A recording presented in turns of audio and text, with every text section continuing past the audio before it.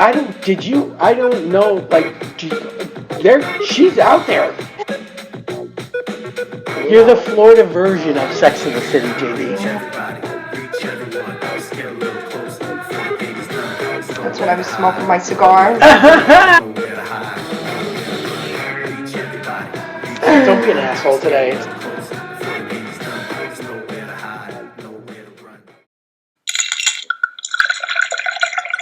Go.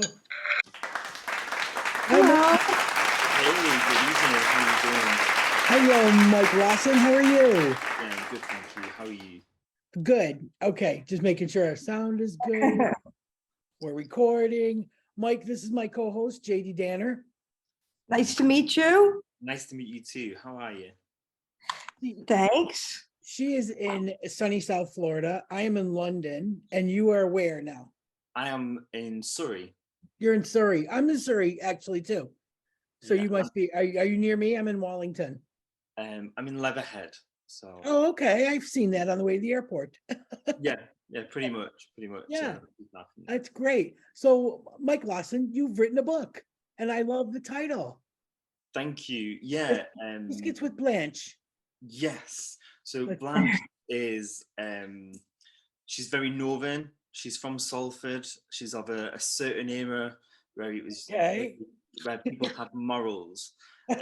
Ah, Blanche is disgusted at modern day Britain and what the politicians get away with, and really the whole celebrity culture of how the kids really look up to these stars with, you know, the Love Island era, how they'll do anything to become a celebrity.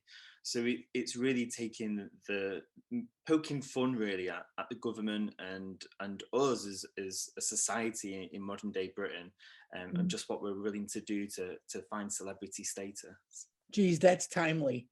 That yes. is timely. Everything we're going through. Mike, I got to tell you, I love the cover.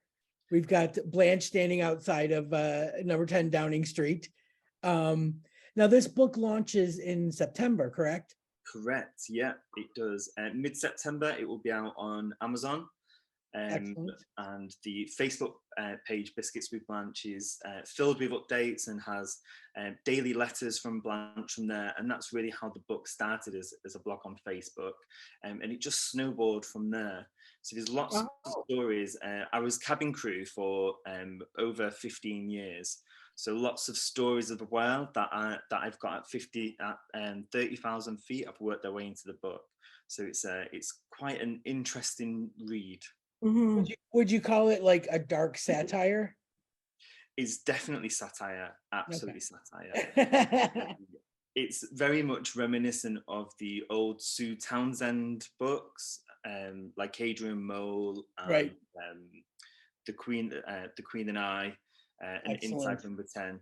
And then my biggest influence from when I was growing up was Victoria Wood, Oh, yes. who is she's also from Manchester, like myself, from Bury, and there's definitely references to Victoria Wood and Sue Townsend as you go through the book.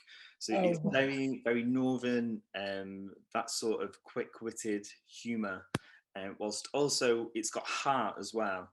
Oh, yeah. It doesn't forget the human side of a dark story. Right. So I always found in Victoria's work, she was able to make a dark situation very funny. Yes. And I think that's just what we do as people, isn't it? Is when we find with our dark humor, and it's how we get through certain periods. So Right. it's definitely making, you know, using that as a tool really to laugh at 2020, which is when the book was set during the pandemic, and how Excellent. difficult it was. Is this your first book, Mike, or you've had others? This is my first book, not to be confused with an American author called Mike Lawson, who's written about 10 books. Someone messaged me the other day and was like, I've pre-ordered all your books and I can't wait to. And I was like, no, this is my first one. Oh, But I'm sure that Mike Lawson in America will be very pleased with that. exactly. Jay, Victoria Wood is like, I'm trying to think of the equivalent American actress. I you know, a cross between Carol Burnett, maybe, you know, somebody that she was amazing talent, like comedian, writer, performer. She sometimes incorporated like music into her stuff. Oh, Any thing that she was in, she just made it better, you know. yeah.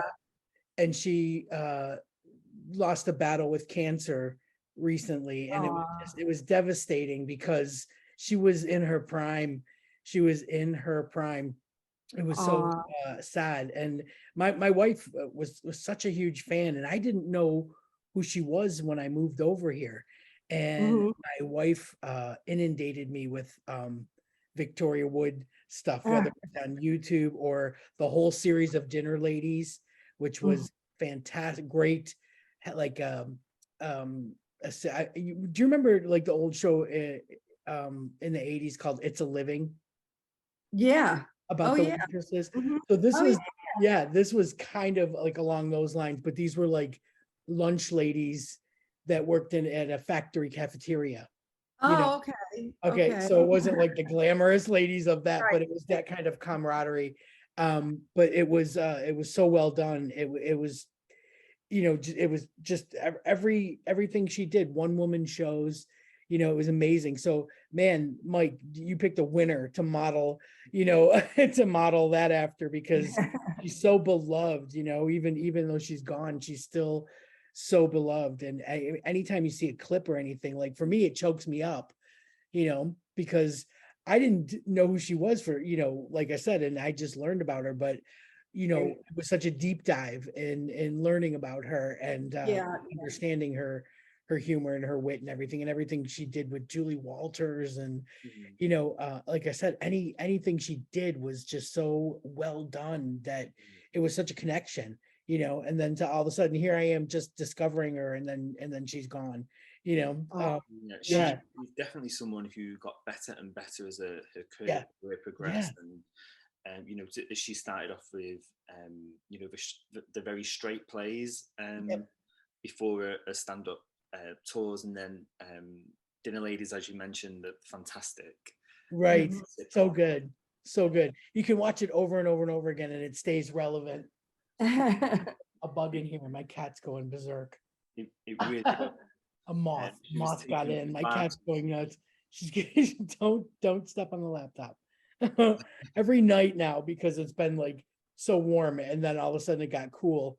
And as soon as I put the overhead lights on, you know, she'll find a bug in the room that's probably been there all day, you know, but she just now is noticing it with the bright lights on. Lord, don't even, don't let it So go. how did you find your inspiration, like to write this? Like did it come during the pandemic while you were in quarantine and So wanting something to the write about? pandemic definitely gave me time to write the book. But Blanche herself has been on the Facebook page Biscuits with Blanche for several years, so it's been a work in progress. And there's so much material because of our government to satirize everything at the moment. You know, bless Boris Johnson, as much as I am very anti-Tory. Yeah, They have just been a feast for satire, yeah, Mhm. and every decision they make, you've been able to do a whole stand-up comedy show on it, if you know, if you wanted to. yeah. Mhm. This week alone, with you know, Liz Truss in the news, and you know, the leadership contest, and you'd be forgiven to mistake it was a contest to lead, you know, head boy, head girl at high school. Yeah, yeah, It's so immature and amateurish the way they are it putting really is. It themselves really across. is. So, yeah, the lockdown was definitely a catalyst to write more and for the book. But I also think that provided the heart of the book as well, to see how much people were struggling in the news, and Yeah. the other side of the Right. pandemic. Yes, it was the first lockdown. I think everyone was like, wow, this is amazing. We've got all this time off work. The weather was Yeah. beautiful. Right. Yeah. We've got furlough. We're still being paid. Yeah. But actually, the opposite side of that was, you know, people losing loved ones and their family members, the impact it had on people's lives. Yeah. And then the frustration of people when you're seeing the news and seeing that these politicians are unaccountable for their decisions and getting away with murder, if you like. Yeah. Yeah. Yeah. Not following any of the rules they're setting, you know, not following Absolutely. anything. There was one thing after another, from Matt Hancock, you know, snogging some chick in the hallway, to Mm. the wine and cheese business meeting, you know, parties.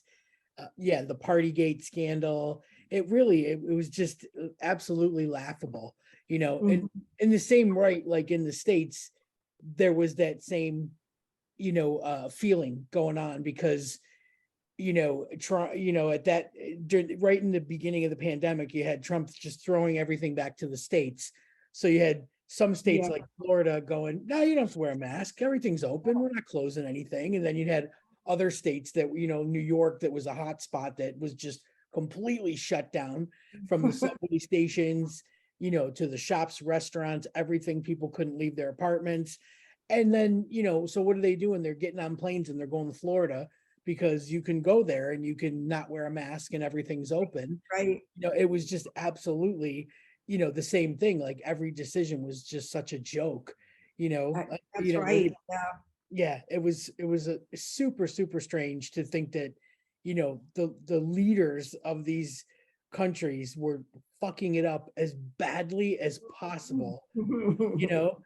And it was just, and that's all that was on. Like every time you turned on the news, you know, it was something else. We chose to kind of like not really, you know, watch the evening news. Like we just found so many different shows that were underrated and underappreciated, and we just binged on them.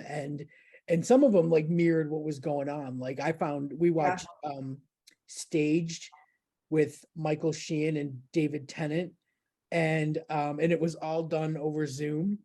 Mhm. And it was kind of like they were trying to rehearse for something over Zoom that they had been cast in. You know, and it was just an absolute comedy, but it was so well done, and it really was this slight reflection of what we were all going through. But they were playing themselves, you know, they were playing themselves and what they were going, and their spouses, you know.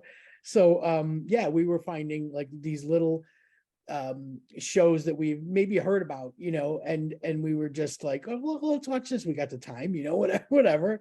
So yeah, I think we found you know, a new appreciation for, you know, scripted things again, because I don't know about you, but Right. I'm so sick of reality shows, you know. Like Exactly. I so agree. I Couldn't can't. agree more. Yeah, like I want something that's scripted and produced, and you know, there's some thought and some effort, and it's not a reboot, you know. You know, like Right. original comedy, you know, kind of things. And we found like so much of it, and that's pretty much, you know, how we passed our evenings. Like during the day we were all about the home projects, Yeah. and and then Jay, that's when we started the podcast, Right. you know, trying Exactly. to fill the Yeah. time. I think So that that's when creative, things are born, like with your book, like I think that you just have the time and you finally can put that time to that. So, yeah. And you don't feel or guilty about it. Like, you Mhm. know, that's normally to me what puts me off a project, is that I'm giving up something else. You know, Mhm. like I all think of a it sudden gave I'm us, not like doing my normal running around cleaning routine in the morning, you know, and clean, you know, it's having the time to do it guilt-free, because you don't have anywhere else to be.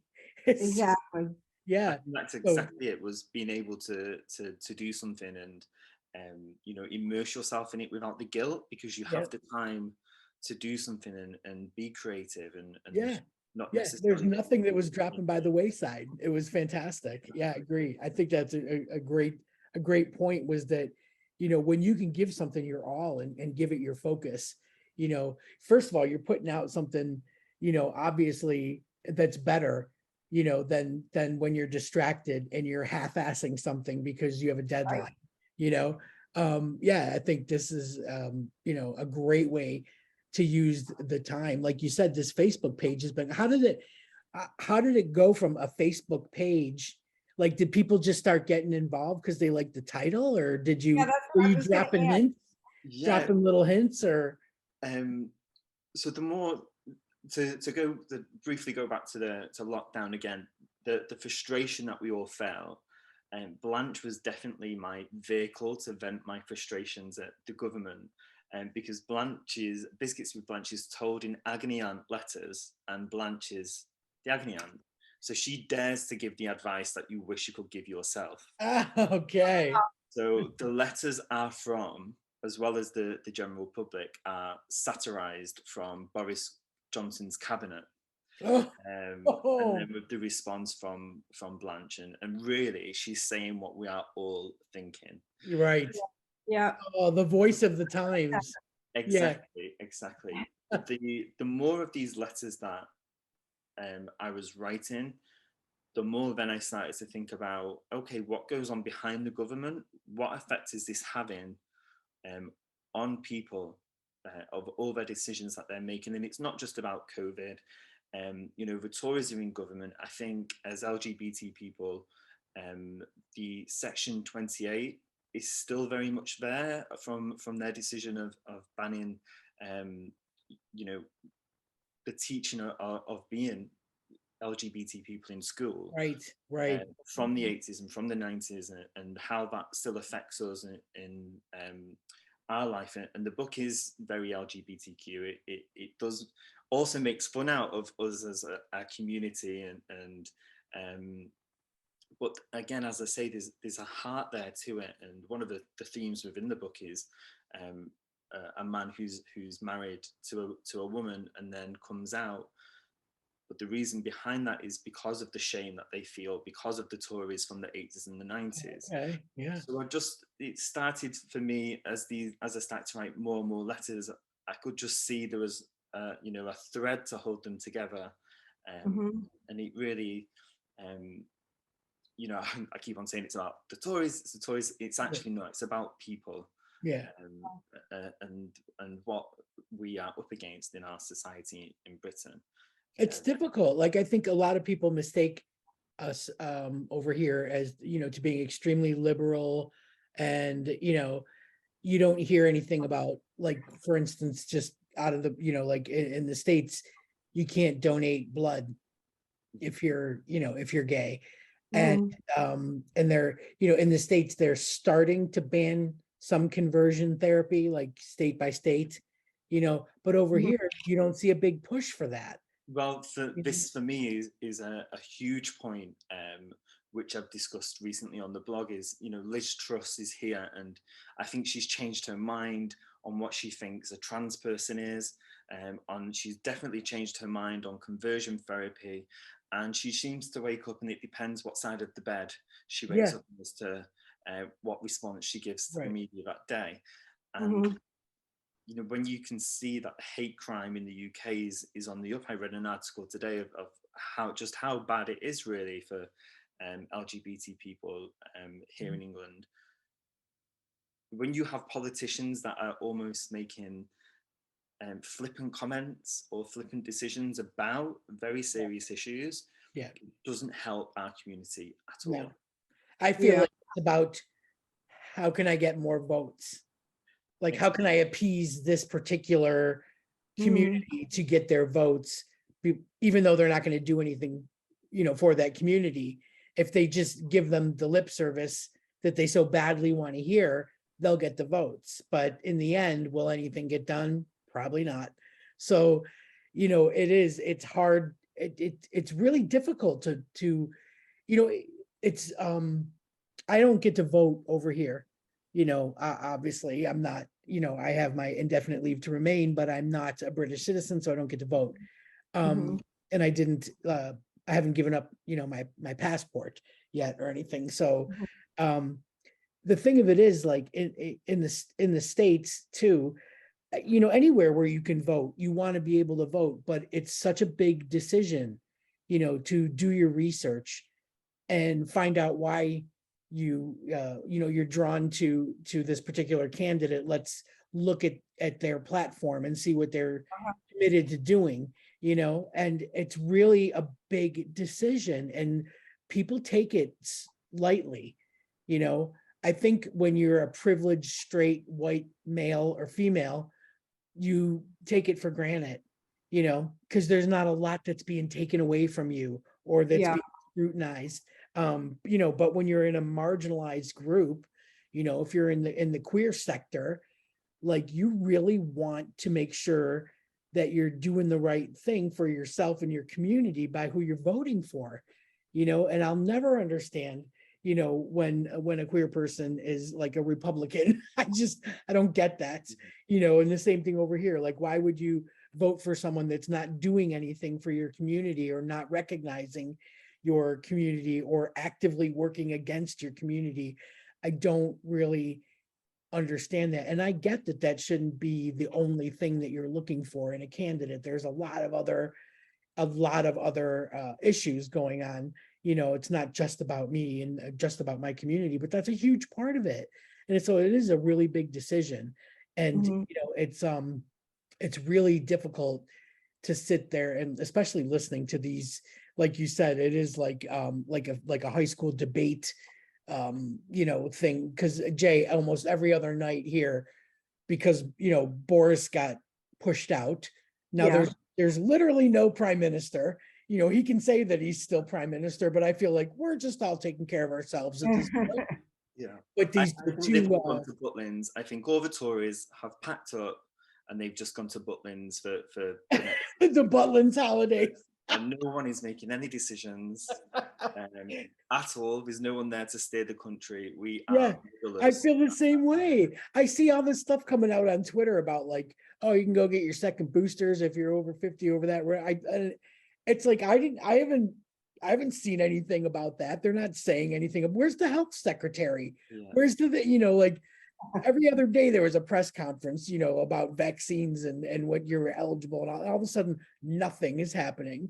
I Like, think the only people who are making the decisions at the minute are those with a magic 8 ball. You know, that's very yeah. much what it feels like. You know, Ask me again later. Yeah. Yeah, ask me again later. Yep, exactly. It's weird So- though, because they're on TV every night. Like they're having like Rishi Sunak and Liz Truss are on every night. And you know, I've watched one and I thought, this is it. This is who we got to pick from. Like I mean, I don't feel like we're gonna be better off with either one of them, but who am I to say, you know? How do you replace him? You have a vote? Is that what you're saying? That you able to vote from, or? No, this is the really scary thing, is that only about 400 people, sorry, I'm probably exaggerating. It's only members of the Tory party who actually get to elect the leader. So whatever that number is, whether it's 4,000, 40,000, or even 400,000, Mhm. it's certainly not a representation of what the majority of the British public think. It is only those who've signed up to be a member of the Tories. Oh, And who would want to admit that they're a member of the Tories? Certainly not I. Yeah, it's a really strange way of doing things. Like it's not a general election, you know. Oh. It's you know, picking the leader from you know, Boris's party basically. So he's Mhm. out, but a member of his party is going to now step up and be prime minister. And it's like, is that really fair? Like, Yeah. you know, they were all at fault for this, you know, sinking ship of a government. So yeah, I feel like it's the lesser of two evils. It's the same thing. It'll be the same thing in the States, you know, come 2024. Everybody will be going, Biden's too old and Trump's going to run again. Can't have him running again. It's like the lesser of two evils. Who are you going to do? You know, and it's just, you know, like, God, it's just a hot fucking mess of a clusterfuck going on in the world, no matter where you're at. So I'm glad that you've written a book that, you know, that's giving Blanche a voice, you know, what I mean? I have a question, Mike.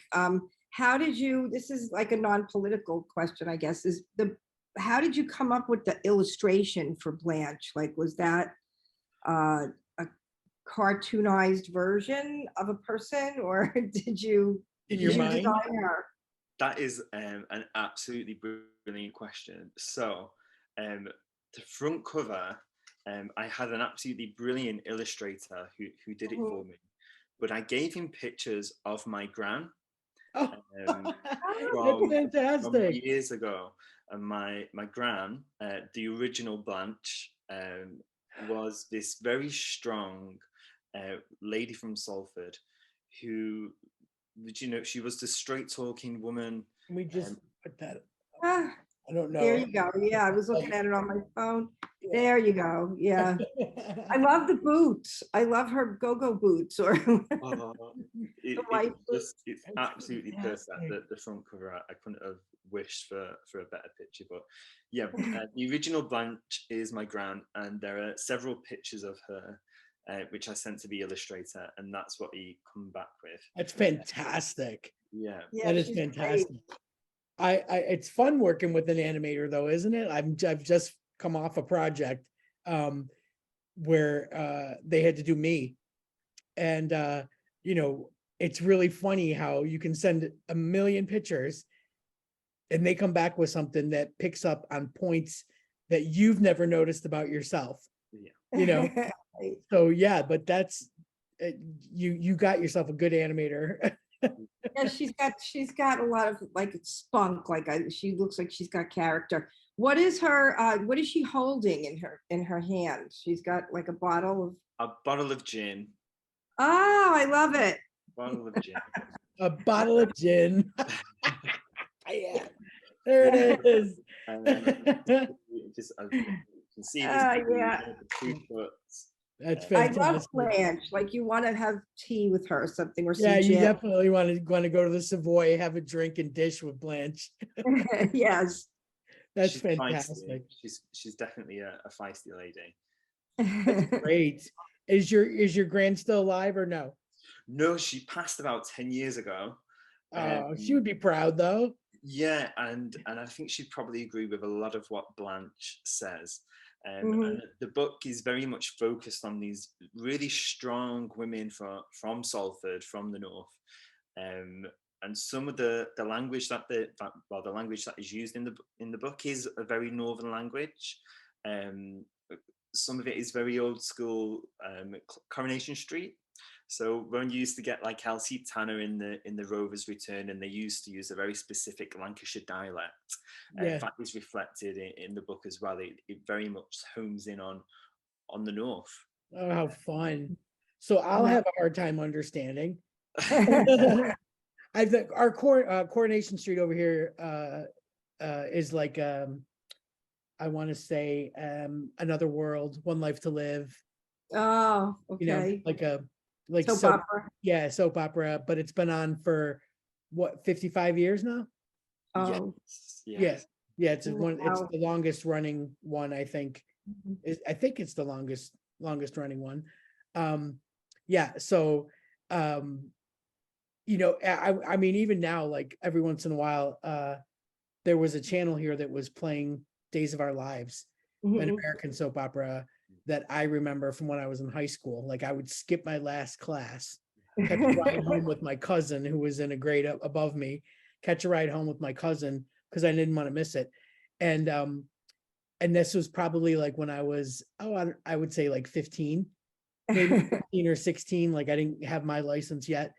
But here I am watching it now. I'm fucking 53 and the same characters are still on. Right? Same characters are still on. And I'm like, I am amazed. I'm like absolutely amazed. So I imagine like the people that are Corey fans, the one thing I do like about soap operas over here is that they bring in fresh characters, you know, every now and then, even though they have the same ones, you know, running through it. They bring on a lot of fresh characters and take on a lot of new talent. But The guiding not in light. the States, not in the States. I was the guiding light. I watched the You were a guiding light. guiding light. Yeah, and I was, think that was still running online at some point somewhere. I don't yes. know if it's still there. I just read that that Days of Our Lives is now moving to the Peacock. So they went from NBC to Peacock, and people are kind of outraged because they're going to have, if they don't have the Peacock, they're going to have to pay for yet another streaming service to watch Oh, the right, daily right. soap opera, where there's other ones like General Hospital that are just sitting comfortably for free on ABC. So I think that's going to cause a little bit of an uproar, but we'll see. Let's hope to God we never have to pay to watch Corey. I think there So- was uproar in the north of England. Yeah, it'd be an uproar, big time. Do Big you time. have a little bobblehead of Blanche? Because I could see that, Oh, Blanche merchandise. yeah, I think she's great for merchandising. Oh, do you know I really have thought about that. I mean, she'd look brilliant on some t-shirts with her. Oh, behind yeah. her. T-shirts, tea cozies, Everything, like greeting coasters for cards. the gin. Yeah, coasters for the Yes, gin. posters for the gin. Yep. The gin itself. Maybe you could come out with a label. Blanche's gin. Yeah. She'll work with Brighton Gin on that and see if you can't get a Blanche edition. It'd be I think, fantastic. I think you have great marketing ability with her, like for Yeah, I see merchandising. potential. I see Mhm. potential. I think I could definitely put some of her quotes on some t-shirts for some Pride events. Yes. yeah. Yes. Oh my God. Yes. Greeting cards, you could do greeting cards. Oh yeah. A whole line of greeting cards. That'd be fantastic. You're going to have a whole website for merchandising. Oh, I love the name, Yeah. Blanche. It's great. It's just Yeah. great, the whole thing. Yeah. There's something like powerful yet bitchy yet comforting. Like Yet you know campy. the era, like you know the Yes. era of that Yes. woman, yeah, Exactly, yes. all encompassing. Mhm. Good work with that, Mike. Really Yeah. good work with that. That's Thank you. great. You're gonna have yourself a busy future when the book launches in mid-September. yeah. Fingers crossed, and thank you so much. Yeah, thank you. It's been amazing. I appreciate you staying up with us to do this. It's fantastic. Good luck with it, and thank you for sharing some insights on Blanche and how she came about. I'm really looking forward to it. Thank you. I will make Thank sure I will send you both a copy. Thank you. Stay in Oh, touch. Let us know how it goes. That'd be great. I will. I'm Take going. care. I'm going back to. I'm going back to Florida in November, so I'll bring hers. Oh, Yeah, Save you the postage. sure. brilliant. Write it for us. Yeah, I will. sign it definitely. All right, my friend. Take care. It was lovely meeting you. Good luck with all of it. Thank you. Good Take night. care. Bye-bye. Bye. Why do you always run back to the love like never stop chasing your you once dreams. knew? You're addicted to her touch. There's that That's stage. true. Stage. And I confess, my addiction is you. We drank way too much whiskey. Don't ask me why I'm here tonight. I had to take this midnight drive to find you. And as I come in through the door, I see her dancing on the floor beside you. Why do you always run back to the lover you once knew? You're addicted to her touch. That's true. And I confess, my addiction is you. You look at me and in my eyes you see the hurt I can't disguise. I watch you, and though it seems I look right through, I'm noticing your every move. She's got you. Why do you always run back to the lover you once knew? You're addicted to her touch. That's true. And I confess, my addiction is you.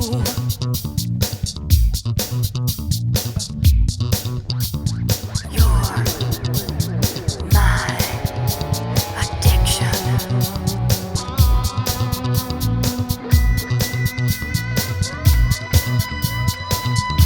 Why do you always run back to the lover you once knew? You're addicted to her touch. That's true. And I confess, my addiction is you. I turn away to mask the pain, but jealousy reveals my